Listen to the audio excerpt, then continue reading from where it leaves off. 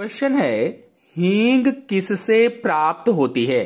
4 option आपके सामने दिए गए हैं और पूछा गया है हींग किससे प्राप्त होती है? सूखे बीज से, सूखे फल से, जड़ के रस से, तने के रस से, किससे प्राप्त होती है? जल्दी से जवाब दीजिए। तो इसका आंसर सही होगा हींग जड़ के रस से प्राप्त होती है। सी वाला ऑप्शन सही होगा। आपको बता दें कि हींग भारतीय रसोई का एक प्रसिद्ध मसाला है। भारतीय रसोई का प्रसिद्ध मसाला, इसमें तीखी गंध और स्वाद होता है। आपने कभी खाया होगा तो जानते भी होंगे, तीखी गंध और स्वाद होता है। हींग का वानस्पतिक नाम फेरुला आसाफोटिडा है। फेरुला आसाफोटिडा ये हींग का वानस्पतिक नाम है और इसे फेरुला आसाफोटिडा नामक पौधे से प्राप्त किया जाता है। फेरुला आसाफोटिडा नामक पौधे से प्राप्त करते हैं हींग को। और हींग को इन पौधों की मांसल जड़ों से राल के रूप में निकाला जाता है। जो जड़ें होती हैं उसमें एक पदार्थ स्रावित होता है राल के रूप में, उसे ही प्राप्त किया जाता है। हींग काबुली सफेद और हींग लाल बाजार में 2 प्रकार के राल हैं। दूधिया सफेद जिसको काबुली सफेद कहा जाता है और लाल आसाफोटिडा को हींग लाल कहा जाता है। तो 2 प्रकार के बाजार में पाए जाते हैं हींग।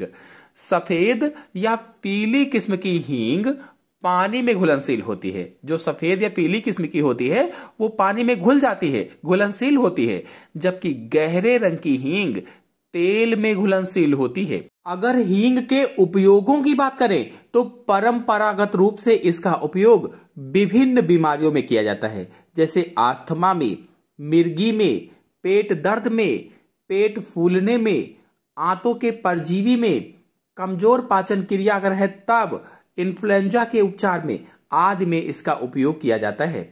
औषधि और जैविक सहित हाल के अध्ययनों से पता चला है कि हींग कई गतिविधियों जैसे antioxidant, antiviral, anti fungal, cancer chemo preventive, anti diabetic आदि के रूप में भी प्रयोग की जाती है या आदि के रूप में भी इसका उपयोग होता है। हींग के पौधे के लिए ठंडी और शुष्क परिस्थितियां अनुकूल मानी जाती हैं। हींग का पौधा जो है कहां पर उगता है ज्यादा? तो ठंडी और शुष्क परिस्थितियों में। अफगानिस्तान का हींग सबसे अच्छी क्वालिटी का होता है। जो अफगानिस्तान का हींग है उसे सबसे अच्छी क्वालिटी का माना जाता है, इसीलिए इसकी मांग भी सबसे ज्यादा होती है। भारत में हींग के लिए सबसे प्रसिद्ध शहर हाथरस उत्तर प्रदेश है। यानी उत्तर प्रदेश में जो हाथरस जिला है ये भारत में हींग के लिए प्रसिद्ध शहर है। हींग के पौधे की जड़ कटने से ओलेओगमरेशिन नामक पदार्थ स्रावित होता है। जब हींग के पौधे की जड़ कटती है तो उसे ओलेओगमरेशिन नामक पदार्थ स्रावित होता है। यह पदार्थ सूखने के बाद पीला भूरा और शुष्क हो जाता है, तब इसे हींग कहा जाता है। इसमें रेजिन, फेरुलिक एसिड, अम्बलीफेरॉन और पिमीन शामिल होते हैं।